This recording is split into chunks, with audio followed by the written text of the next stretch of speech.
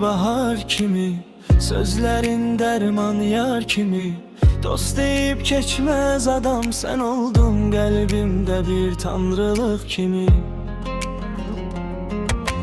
Her derdimi bölenim sen, her sirrimi bilenim sen. Yanımda dayananda sanki dünya mənə güc verir sesin. Meryem, canım dostum, her güne nur saçan hoşum.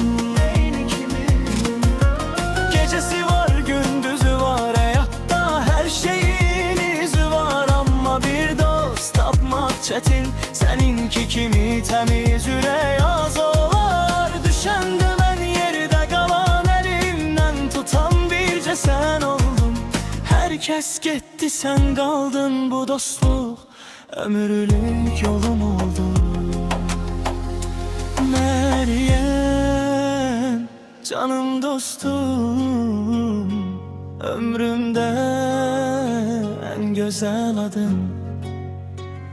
Gelen gitsin, hayat değişsin, sen kaldıkça dayanır yanım.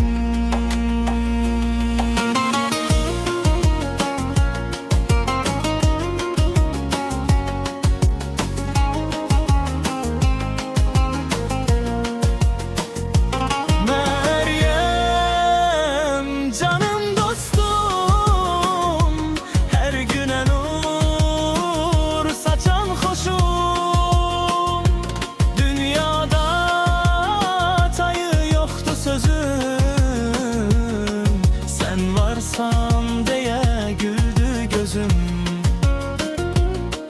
Meryem, benim ümidim, dostluğumun en azizidir adın. Dünyamda yolumu ışıklandıran tek sen oldun Meryem. Gülüşün bir bahar kimi, sözlerin derman yar kimi. Dost deyip geçmez adam sen oldun kalbimde bir tanrılık kimi.